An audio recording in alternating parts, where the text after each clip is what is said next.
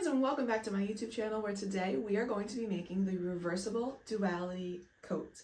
Yeah, you heard that right. This coat is reversible. It has two sides. Look at how cool that is. Is that not amazing? And if you couldn't tell, it also has pockets. The pockets are reversible as well. This coat gives you two different styling options, which is absolutely fantastic because we all need two options, right? If you are familiar with my duality blanket, then you already know how to make this crochet stitch. If you're not, I have included a tutorial where we will make a little swatch today to learn how to do the interlocking crochet technique to make this double-sided fabric. So for today's video tutorial, linked below are all of the different timestamps for what we cover throughout the video. So feel free to jump around and pick and choose the parts as needed for you to make your very own reversible duality coat. We are going to make a small swatch to create the interlocking crochet stitch. After we have done that, we are going to move on and I will show you all of the panels that you will make. There's only 5 of them to create this coat. They're all rectangles. There's no increasing, there's no decreasing, there's no shaping. It is super simple. That's it. 5 rectangles. I will then show you what the difference in sizing is between blocked and unblocked for your panels. So if you go to the written pattern, there is a sizing chart. The sizing chart are the actual measurements of this coat. There's a reason for that. Woolies DK and Mandela, which is what I used, can be blocked out significantly. I'm talking you can get anywhere from 6 to 8 inches of positive ease if you're using the suggested yarn. Other yarns don't necessarily block out in that fashion. So if you're using a different yarn than what is recommended for this pattern, what I would suggest that you do is create the swatch with me and then block your swatch and see how much ease you can get out of the yarn that you choose to use. Then adjust your sizing accordingly using the size chart to figure out what size you would like to make. So I am wearing the size large, which just barely covers the belly. I'm 34 weeks today, guys. I am so ready to have this baby. So then after I show you guys the panels, show you guys the difference in blocked versus unblocked, I am then going to explain to you how it is that I will be seaming this together. But that is also in the video today. I will then show you the pockets and I will explain how we get this wonderful ergonomic shape to them so that your hands fit perfectly. This is a great, let me get on my tippy toes. This is a great pocket, okay? It fits your hand nice, just like, it's like a mitten for the coat pocket. Nice and ergonomic, none of those weird ones that just kind of shuffle down, which are kind of hard, you know. It'll bother your wrists. Right now I'm having a lot of trouble with my wrists. I get pregnancy carpal tunnel, and so I like to be comfortable. So having my hands go the way that they want to go and not straight down is definitely a plus in my book. Then after we finish seaming our cardigan together, I will show you how we add this really super simple waist trim and the collar trim. We do not have anything complicated happening on the sleeves. I was originally thinking of doing some nice chunky ribbing on this jacket, coat, cardigan, coatigan, whatever we're calling it. But once I added my single crochet edge just to bring the 2 foundation rows together, I felt like this just fell so much more nicely. It did feel much more coat-like. Alright guys, so before we get started with today's video tutorial, I do have one tip for you that I really want to stress. The colors within the Mandela yarns, while on the cake it might look like it's a very tiny amount of color, it's actually a very long transition. And so the issue becomes that if you work each panel one at a time, you're going to have these really big blocks of color. If you look at my coat again, I could see that the male lady is watching me from the window. Oh gosh, that's so awkward. So to ensure that you get all of your color transitions throughout your coat again, I would highly suggest that you make each panel at the same time. So I did anywhere from 4 to 6 rows before I'd switch into the next panel, so it doesn't leave a ton of ends for you to weave in, because it's not every single row, it's kind of within each color. I would highly suggest you do that unless you want the big blocks of color. I think that it really looks a lot nicer, more cohesive, and gives it more of that color work effect if you work each panel at the same time. So, you know, start with your back panel, go to your front panel A, and then front panel B, and then sleeve A, sleeve B, and just kind of keep rotating through. The nice thing about that is you never end up on Sleeve Island, and everything will be done all at once.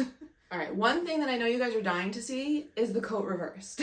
So this is my favorite side. I really, really, really like the way that the squares look, but it reverses. So how simple is this? Look at this, right?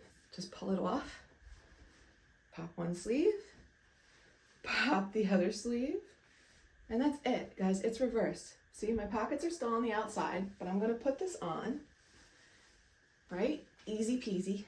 And then that's it, look, pop them in. And they fall so nice, don't they? You wouldn't even know that you didn't, you wouldn't even know that it was reversed, right? There's no weird bunching happening here. It's just perfect. I would suggest that you re-steam the pocket seams after you're done, because that helped to make sure that everything laid nice and flat. But just look, check it out. Check it out. That's the other side of the jacket. I mean, come on. It's so pretty, guys. Isn't it gorgeous? Oh, I love it so much. I'm so thrilled with how this came out. It's so good. For today's video tutorial, you are going to need 2 DK weight yarns. I am using Lion Brand's Woolies DK and Mandela. This is the color Taupe, and this is the color Dragon. You will also need a 5mm crochet hook, 2 stitch markers, and a tape so that you can check your gauge. For today's video tutorial, I am using Taupe as my color A, and I am using Dragon as my color B. Please reference the written pattern for all of these stitch counts for your size. What we will be doing today is creating a small swatch so that you could see each row step by step to create all of the panels for your reversible duality coat.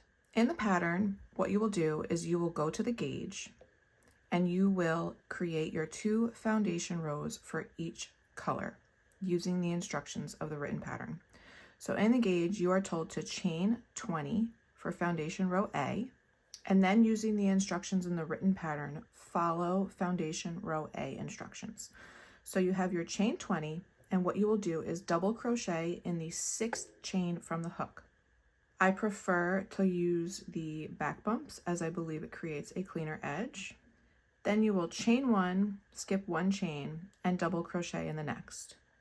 Chain 1, skip 1, double crochet in the next, and continue that all the way across until you reach your last chain to complete foundation row A. Once you have completed your foundation row A, what you are going to do is remove your hook and insert a stitch marker. Set this off to the side, pick up your color B, create a slip knot, insert your hook, and then using the gauge instructions, you are going to chain 18. You will then go back to the foundation row instructions, which tell you to double crochet in the 6th chain from the hook. Again, I like to use the back bumps as I find that it makes a cleaner edge. Chain 1, skip 1 chain, and double crochet in the next. Repeat that all the way across for foundation row B, just as you did for foundation row A. When you come to the end of foundation row B and you complete your last stitch, you're going to remove your hook, get your 2nd stitch marker, place it in your last loop, and set your foundation row B off to the side. What you are now going to do is you are going to come back to your foundation row A, and what I like to do is I like to create the chain 4 that's called out at the beginning of row 1A. I like to make the chain 4 before I move on to the instructions for row 1A and row 1B. Now in the notes after foundation row A and foundation row B, you are going to be told to lay row A on top of row B. You need to have your working yarn at the same side so that you can begin working row 1A followed by 1B. Make sure that you have your yarn for foundation row B dropped to the front so that you can properly work your next set of stitches. So beginning with row A, you are told to chain 4. Then you have to double crochet in back of the next double crochet. So in order to do that, what we are going to do is we are going to yarn over and we are going to come through the space right here on foundation row B. We are going to work between those first 2 double crochet stitches to pick up the next double crochet in foundation row A. You're going to put your hook through your double crochet and bring it through those 2 stitches. You will now work your double crochet stitch as you normally would, and this is working it to the back. You will then chain 1, and you are going to double crochet in front in your next double crochet. So that's easy because the A color is already at the front, so you don't have to worry about working through any of the color B. Chain 1 and then double crochet in back of the next double crochet. So you are going to yarn over, and what you will do is you're going to come here. See, there's these 2 double crochet. You're skipping that space because we just worked on the front, and you're going to come through the next space to pick up your next double crochet stitch. Work through those stitches, come into color A for that double crochet, and pull it through those 2 double crochet stitches to the back, and then complete your double crochet as you normally would. Chain 1, double crochet in front in the next double crochet, chain 1, and double crochet in back through the next double crochet. So again, skip this space and come into the next space because we worked to the front for the last double crochet. Bring your double crochet through to the back, complete your double crochet as you normally would, chain 1, double crochet in front, chain 1. We will now double crochet in back. So over here we have to come in between the last double crochet and the 5 chains that we skipped from the beginning to double crochet in the 6th chain from the hook. Pull your double crochet through to the back, chain 1, and then double crochet in front in the last double crochet. In this pattern, the chain 4, and in this case this is the 5 skipped and then we double crocheted in the 6th chain, this counts as the double crochet. So the end of the rows are noted to double crochet in the last double crochet of the turning chain. So what you will do is skip the chain and then double crochet in the next chain. That counts as the last double crochet. Complete your double crochet stitch, come to the beginning of your foundation row A, grab your stitch marker, take it out, and now place it at the end of row 1A. So just note when you work these first couple of rows, the stitch placement can be kind of tricky. It can be hard to see, but essentially what you should see is the formation of these boxes. You're seeing how, like, you're kind of going every other one, and you see the beginning of some squares here. So moving on to row 1B, what we are going to do is we're going to insert our hook back into foundation row B, and we are going to chain 4. You will then double crochet in front in the next double crochet, chain 1, and then again double crochet in front in the next double crochet. So you're going to have to kind of find it behind this other double crochet in your color A, chain 1, and continue only doing a double crochet in front in every double crochet across with a chain 1 in between. It is important to note you only work in the color you are working. So color A only ever works in color A, and color B only ever works in color B. You do not mix them together. Again, your last double crochet is placed in the turning chain. When you complete your last double crochet, come to the beginning of foundation row B, take out your stitch marker and move it to the end of row 1B. To begin row 2A, what you will do is make sure that you bring color B working yarn to the front, pick up your color A, chain 4, make sure that you keep color B to the front so it's the loop and the yarn, right? That all has to stay up here. I like to kind of pinch them to make sure that they're where they're supposed to be. And then row 2A, after you chain 4, you are going to double crochet in front in the next double crochet. So here's the next double crochet. I'm going to pick that up, it's at the front of my work, which is easy to find. Create my double crochet.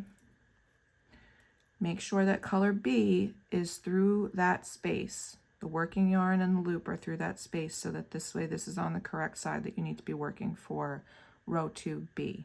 Continuing with row 2A, chain 1 and double crochet in back in the next double crochet. So the next double crochet for color A, you could see, is in between these two stitches.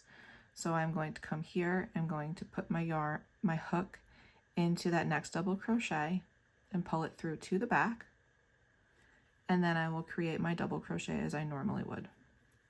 Chain 1 and double crochet in front in the next double crochet. You are going to repeat that all the way across, alternating, working your double crochets in the back and in the front with a chain 1 in between until you reach the end of your row 2A. So the last stitch in the repeat of 2A is a double crochet in front. The last stitch of the entire row is also a double crochet in front in the turning chain. So this row deviates slightly from the alternating of the back to the front, and I'm going to show you why. So place that last double crochet in the turning chain to the front of your work. And the reason for that is because if we were to continue with the back front and work this in back, you would come through this square. If you came through this square, it would kind of wrap and it would lose the square effect. So you have to be mindful that over here, this is going to look a little floppy, but you will pick it up in the next row.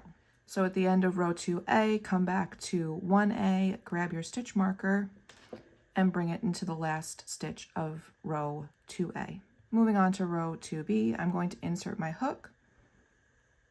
I like to turn my work around to create my chain 4 and then turn it back.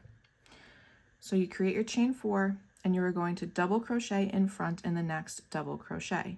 So again, you're going to have to kind of pull this around to find it, pick up your next double crochet in the front into B, chain 1, and then again, this is another really easy row where they are all double crochet in front, making sure that you place a chain 1 between each double crochet. And again, be very mindful to not mix your A color and your B color together. So when you do interlocking crochet, you're essentially working two pieces of fabric at the same time, but you never mix them. Coming to the last stitch of row 2B, I'm going to create my final chain 1, and then I have to double crochet in front in the last double crochet, which is actually the turning chain. So I'm going to come in between these last two double crochets of my color A, and I am going to find the turning chain. So I'm going to skip the first chain that's acting as the chain space, and I'm going to come into the third chain of the turning chain. Okay, pull this through to the front and then complete my double crochet as I normally would. Okay, so now this is what I was talking about happening. If I did not let that piece flop around over there to pick it up through this stitch, it would have wrapped around this double crochet and you would have lost these squares that we have forming on the front. Come back to the beginning of row 1B, take out your stitch marker and place it into the last stitch of row 2B. To begin row 3A and 3B, the color B needs to stay to the back of your work. So just let that drop to the back. Insert your hook into the last loop of your row 2A, chain 4, and then continue with the row 3A instructions. So for 3A, all we are doing, it's very simple, is we are creating all double crochet in front stitches. So chain 4, double crochet in front, chain 1, double crochet in front, all the way across until you reach the end, placing your last double crochet in front in the turning chain 4. Remember when you reach the end of your row to transfer your stitch marker to your last stitch so you don't drop your yarn. Move on to row 3B, insert your hook, start with your chain 4, and then this is another really easy row. We are doing all double crochet in back, which means we can just kind of flip color A to the front, because these are all technically to the back because they are behind this color, and we are going to make all double crochet in backs separated by a chain 1 for row 3B. Super easy. Again, when you reach the end, place your last double crochet in the third chain of the turning chain, and then we will move on to row 4A and 4B. Again, make sure to move your stitch marker from the beginning of the row to the end of your row. And let's move on to row 4B. So I'm going to come into my color A, create my chain 4. Every row starts with a chain 4. So whether you want to turn or not at the beginning or after you make it is up to you. I prefer to do my chain 4 and then flip my work. For the row 4A and 4B, the color B working yarn has to be brought to the back. Row A4 starts with a chain 4, and then we have to double crochet in front in the next double crochet. So come in between the 2 double crochet of color B and pick up the next double crochet of color A, pull it through to the front, and complete your double crochet as you normally would. Chain 1, double crochet in back in the next double crochet, chain 1, double crochet in front in the next double crochet. So come in between those 2 double crochet of color B, pull your double crochet to the front, and complete your double crochet as you normally would. Chain 1, double crochet in back, chain 1, double crochet in front. You will again repeat this all the way across until you reach the end, where you will place your final double crochet in back of the turning chain using the third chain. Remember to bring your stitch marker from the beginning of your row to the end of your row, and move on to the row 4B instructions. Start with a chain 4, and then row 4B is another really super simple row where we are creating all double crochet in backs separated by a chain 1. Make sure that you are mindful of your stitch placement and that you are working in between the correct double crochet stitches of your color A, so that this way all of your spacing is correct. Place your final double crochet in the third chain of your turning chain, and then be sure to bring your stitch marker from the beginning of the row to the end of the row. Moving on to our row 5A and B, you need to bring your color B working yarn to the back. Pick up your color A, chain 4, make sure you have color B to the back, and then double crochet in back in the next double crochet. Always make sure that your yarn is where it's supposed to be. This is in the back. I have the loop and the working yarn. Chain 1, double crochet in front in the next double crochet, chain 1, double crochet in back in the next double crochet. Repeat that all the way across to the end, and then your last double crochet needs to be placed in the back using the third chain of the turning chain. Again, this is necessary so that this square that you see flopping here can be pulled properly like we did with this one, so that you don't lose your squares on this side of your work. Always remember to grab your stitch marker from the beginning of your row and bring it to the end. Now to begin row 5B, you need to start with your chain 4. And then row 5B is a super simple row where again we are just going to place all double crochets in back, making sure that we separate each one with a chain 1. Your last double crochet in back, you're going to have to come through these 2 double crochet and pick up the third chain of the turning chain, pull it through to the back, complete your double crochet as you normally would, and see how that's going to make that square form properly. Always remember to bring your stitch marker from the beginning of your row to the end of your row. And let's move on to row 6A and 6B. I'm going to insert my hook into color A, chain 4, and then you need to have your color B working yarn to the front. And then row 6A is a super simple repeat. We are doing all double crochet in back, separated by a chain 1 all the way across to the end. Place your final double crochet in back in the third chain of the turning chain. Grab your stitch marker from the beginning of your row and bring it to the last stitch of your row. Come back over here, pick up your color B, chain 4, and then super simple end to this repeat. We are going to double crochet in front and every double crochet across, making sure that we separate each one with a chain 1. Place your final double crochet in the third chain of the turning chain 4. Take your stitch marker from the front, bring it to the end of your row, and that is the entire repeat for this pattern. It's really, really, really easy. It's only 6 rows, but I know you're probably curious, well, what do we do about this? So I'm going to show you how we closed this up. This is in the instructions. It is noted as final row with color A. So what we're going to do when you create all of your repeats for each of your panels, this is the last step. So with color A, you're going to insert your hook. Okay, we can actually cut color B. Okay, I'm going to come in here with color A. I'm going to chain 1. And then what we will do is I'm going to place a single crochet in the first double crochet of color A. So only color A. Color B is still back here. Now remember when we did this foundation row, the foundation row was started with 20 stitches for color A and 18 stitches for color B. So color B is slightly shorter because it's set a little bit in. So that's why we make our first stitch in only color A. Then we are going to single crochet around the chain 1 of color A and in the first double crochet of color B.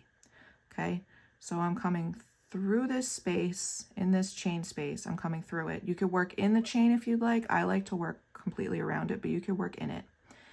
Then come into the double crochet behind in color B and create a single crochet. Then what you will do is you are going to single crochet in the next double crochet of color A and either in the chain of color B or around the chain of color B. So we're bringing both of these rows together. And then around the next chain of color A and in the double crochet of color B. And then in the double crochet of color A and around the chain of color B. This is like a tongue twister, guys. So basically what you're doing is when there's a chain, you go around it and then you go in the double crochet of the next color. And then when there's a double crochet, you go in that and around the chain of the next color, right? And so we're kind of alternating whether we're around a chain or in a double crochet to kind of bring these 2 rows together nice and neat. And you're going to do that all the way across. So wherever you work in around a chain, you're going to pick up the double crochet behind. And whenever you work on a double crochet in the front, you're going to pick up the chain in the back, if that makes sense. I'm sure once you do it, you'll see what I'm talking about. Now when we get to the end, we have this last double crochet of color A. So I'm going to insert my hook there and I'm going to come around the turning chain and I'm going to complete that single crochet there.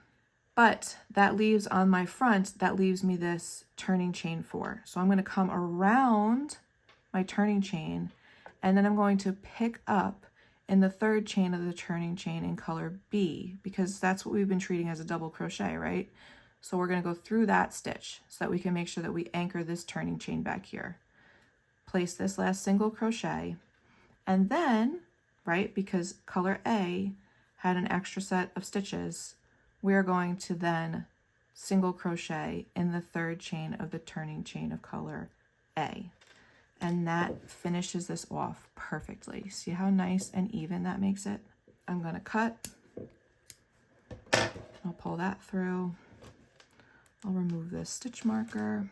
I'll pull this through, remove that stitch marker, just so I could show you. Ooh, I made my chain a little loose over here, didn't I? But that finishes off the edge perfectly. So it pulls color B in between the color A so that you don't have any gapping or holes. Same thing on the reverse side, right? You see color A through color B, so you don't have any of those big gaps. Perfect. And then you're going to use that same method to close up your foundation rows at the other side of your panels. So that's it, guys. I hope that this part of the tutorial was helpful. I'm looking at this now and I'm saying to myself, I probably should have picked a more contrasting part of the mandala yarn. I wasn't thinking ahead. Pregnancy brain, guys. I'm sorry. I'm close to the end. So hopefully I'll have all of my wits back about me soon. I really hope that this was helpful. Let's go hop right on into the assembly of this reversible duality coat with pockets. All right, guys, so now that you have watched the stitch tutorial on how to make this beautiful interlocking crochet stitch, you have now probably either started or maybe even finished all of the panels to create this gorgeous interlocking crochet coat. So I just want to show you here my panels completed. I have my 2 front panels, my back panel, and my 2 sleeve panels. Now, what I was trying to explain, and visually this is probably going to make it a lot easier, is I worked all of my panels at the same exact time. The reason for that is because the transitions of the mandala colors within the skein are very, very long. So if you were to try to make one panel at a time, you would have really big sections of color. So by working through each panel at the same time, what happens is you end up with all the color changes throughout your entire panel, so that this way you get this beautiful color work effect. If you don't do that, so even though, let's take a look, even though it looks like there's a small amount of color, believe it or not, there's a lot of yardage between each of those. I believe these are over 500 yards per cake. Let's just take a peek. Yeah, 590 yards you guys have here in a DK weight. These transitions are really, really, really long. If you don't make each panel, you're going to end up with really big blocks of color. If you'd like it that way, then that is totally fine. What I wanted my coat to look like is I wanted to have those transitions through each piece. So as you could see here, you could see them through all of my pieces, right? So that was just preference on my part. It does make it so that you have some ends to weave in. Now I have woven quite a few of mine in. I've got them all in on my back panel. I've got them all in on this sleeve. Let's see. I've got them all in on that sleeve. Hold on, wait a minute. Did I manage to get them all done last night? No way. Oh my goodness, guys.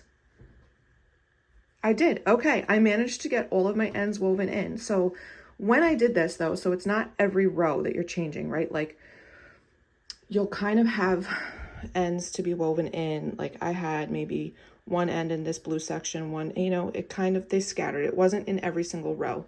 So you'll see when you're changing your colors, it's really not so many ends. You can weave them in as you go to make that faster. Gosh, look at how pretty are these 2 different sides. I'm so excited to put this together. All right, so what I'm going to do right now is I'm going to give my panels a very light steam blocking so that this way I can make my edges. Let's see. My edges aren't terrible, but I want to make sure that my edges are nice and smooth. I want to make sure that my panels are laying nice and evenly. I think my tension changed slightly. Let's see if we could see it. You could see my tension changed slightly here on my front panels, so I have to kind of block that out. This front panel didn't look like it did it, but so I'm going to block everything out, make sure everything's nice and even, make sure my edges are nice and smooth, make sure that my front panels and my back panels are the same length. I might be a little bit off, and just, you know, get everything nice and even so that when I seam all of this together, everything lines up properly and that it has a beautiful finished look when this is done. So I'm gonna do that. I will pop back in and I will show you how I'm going to do my seams to make sure that everything looks seamless, right? Because we want this coat to be reversible, which I'm so excited about, guys. So I will pop back in here and show you my seaming methods after I have this all blocked and ready to go. I also want to make note, guys, the measurements that I'm giving you for this coat are pre-blocked measurements. The reason for that is because Mandala and Woolly's DK can be blocked out significantly. It's up to you. It's a matter of preference, how much ease you want to give yourself in this coat. So you can lightly steam it and keep them close to, if not the same as the measurements that I'm giving you in the size chart, or you are going to be able to block this out significantly to give yourself a lot of positive ease. So that's all going to be a matter of preference. All right, so I have my steamer going, but I just wanted to show you quickly, I did not pin this down yet, but look at the difference between my two arm panels right now. So Woolly's DK and Mandala blocks out significantly, so please keep that in mind. You may seam everything together and not block it, or if you want that added ease, give it a good steam blocking, and this beautiful coatigan is going to be super, super cozy. Also, a little tip, so this is your foundation row A and B, and then my stitch marker is placed right here around row 1. So the repeat is 1, 2, 3, 4, 5, 6. So every other of these double crochet rows that are only to the front is your repeat. So this is 6, this is 3, this is 6, this is 6, 3, this is 6. And so that's an easy way as you are working your way up to keep track of where you are going and to make sure that you have all the correct number of repeats on each of your panels. Okay, I have everything steamed. I have to pin it all out and get my edges nice and straight, but I just want to show you my plan going forward for seaming. So this is my back panel. Okay, I have it coming this way towards me. My two front panels are going that way and my sleeves are going this way. So I am going to seam this up a little bit differently than I normally do. What I'm going to do is I'm going to start seaming my back panel to my front panel from this outside corner, right? So the outside shoulder in. What I'm going to do here is a mattress stitch, and then I'm going to come from the other shoulder and do another mattress stitch. All right. On this size, which is size large, you are going to have 2 of these squares open in the middle for the neck. Some sizes you will have 2, some sizes you will have 3. So 2 or 3 is the correct spacing here. Make sure that you line up all of your stitches so that this way you have this space for the neck opening and the collar. Then what I'm going to do, and this is different than what I normally do. Normally I like to fold my sleeves in half, seam, and then I like to use stitch markers to place them properly and then add my arm and do my side seam. This time, what I would like to try to do is I'm going to find my center stitch on my arm. I'm going to line that up here on my seam. I'll put a stitch marker, and then I'm going to make sure that I have the same number of stitches down this side to correspond with my row ends, and I'm going to seam from one end to the other. Then I'm going to pinch and pick this whole thing up, and then I will seam from my arms, the wrist of the arm or the cuff, all the way down to the armpit, and then I'm going to come down this way. Add the pockets that I'm planning to add. As of right now, the pockets are still on the table. Add the pockets. That's my dog. Add the pockets, and then continue seaming to the waist, and then we will start all of the trim pieces. So that's the direction I'm going in for all of the seams. Start seaming it up however you want and pop back in for all of the trimmings for the collar, the cuffs, the waist, and I think that's going to be it. So have fun seaming up your piece, And let's just keep going on this really cute coatigan. I am apologizing now. Guys, I got way ahead of myself. I did my shoulder seams, I seamed my arms on, and I did my side seams, and look at that, guys. We have a pocket. So I do have this side open still, and I'm going to show you the pocket pieces for the next pocket. So I'll explain those to you guys quick. These are really simple to do, and I'm going to seam them and put them on, but man, oh man, this looks fantastic. So I did mattress stitches, mattress seams to try to make these nice and flush. I might come in and do some surface slip stitching along here to just add some extra detail. Once I put this on, I decided I don't think I want to do the big heavy ribbing on the sleeve cuffs, and I'm not so sure that I want to do it on the bottom or around the collar. I think what we're going to do is just do some regular double crochet rows so that we have just a really nice loose collar and loose waist trim, because I don't want this to pinch.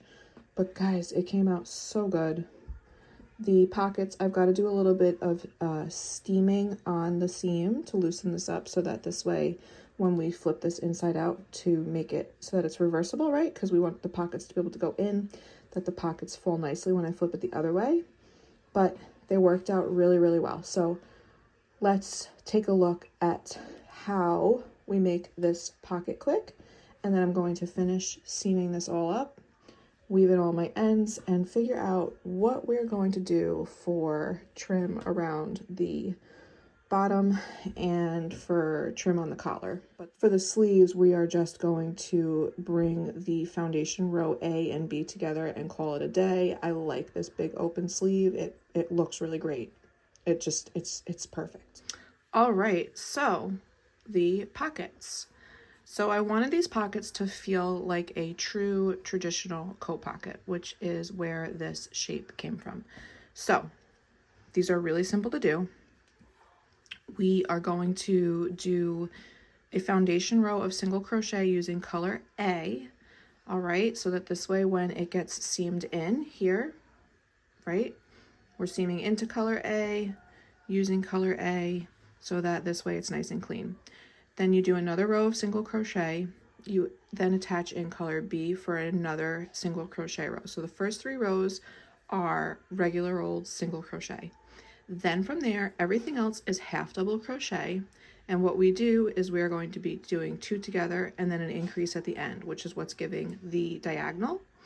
And then we start with just a decrease on each end until we get to here, which is row 18. To create this taper in the pocket. And now what that does is then when we seam these together, right? Let's see, what's the best way for me to show this, right? So imagine this is the pocket, right? This is the side coming down your side, right? So it fits nicely when you put your hand in, right? So over here, here's the pocket, right? It's ergonomically correct for your hand. Perfect custom inset pockets. These are going to feel great, fit great. They're not just some weird wonky pocket that goes straight down, and they hide really, really well. Now, this seam that I did here, I did another mattress stitch, and what we have to do if we want to reverse this, right? The pocket pulls out, and then you just flip your entire cardigan. See? So now this pocket works on this side. Now, I do have to steam my pocket really good because I didn't. I'm actually waiting for a new steamer that is currently out for delivery. I'm really, really excited about it because my other one makes me a little nuts and it spits a lot of water and it'll like soak spots. I don't know what it's doing. But so I need to steam these seams on, it's such a tongue twister, right?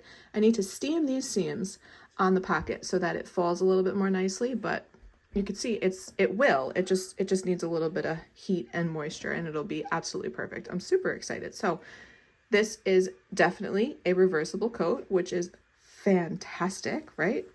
everybody needs 2 options for everything.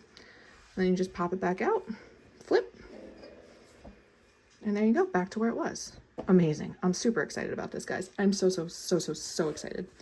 All right, well, I am going to go and seam this pocket up and attach it to the coat and start to figure out our trims for the collar and the waist. All right, guys, let's jump in and talk a little bit about the trimming that I did on the waist and on the collar.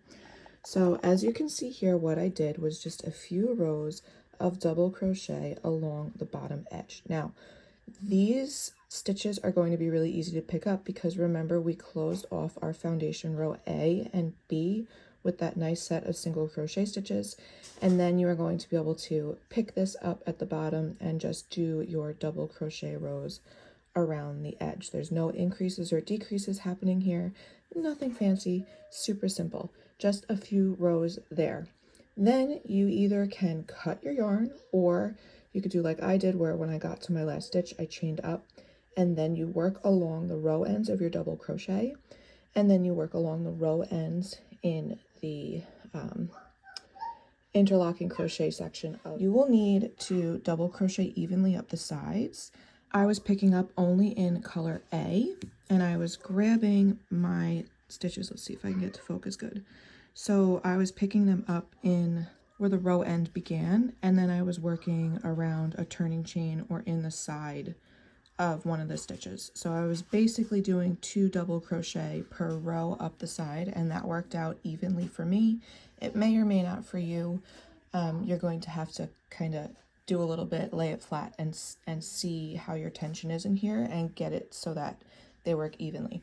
Now, however many stitches you work up will not matter because again, there's no increasing or decreasing happening here. You'll work your way up to the neckline, and when you get to the corner, you're just going to continue your way around. We are not doing any increases or decreases here. This is basically just laying nice and flat. As you can see, if I go like this, there's no increasing or decreasing, nothing happening here to do anything funky with the collar, because it will come and sit ever so nicely up flush against your neck. You will then work your way back down the other side until you get to the bottom of the waist trim, work in those couple of row ends, chain, and come back up. Again, no increasing or decreasing, only double crochet. It's super simple. This collar lays perfect. Mine's a little stretched out now because I was having to pull this over the baby belly. I did steam my seams on my pockets, and they laid beautifully, nice and flat, and the pockets turn in and out easily and perfectly so that it looked seamless. I will pop in a couple of pictures so you could see it both ways, and you could see that the pockets worked out perfect to be reversible. See how much nicer they fall now that I steamed them. Remember before they were kind of stiff. Now they lay really nice. A lot of great drape in there. Alright guys, thank you so much for hanging out with me today. I really hope that you enjoyed making your reversible duality coat. This is by far, I think, the coolest thing that I have ever made. I want to just make everything reversible now. Hint, that means that there's more things like this coming. I love this. If you have any questions, just let me know in the comments below and I will do my best to answer them as quickly as possible. Make sure you guys like and subscribe. Please, if you make one, tag me on social media. I would love to see the colors that you've chosen. I am super excited about this project. Oh, it came out so cute, didn't it? I love it, I love it. Again, thank you guys so much for hanging out with me today and making a reversible duality coat. And I will see you guys soon.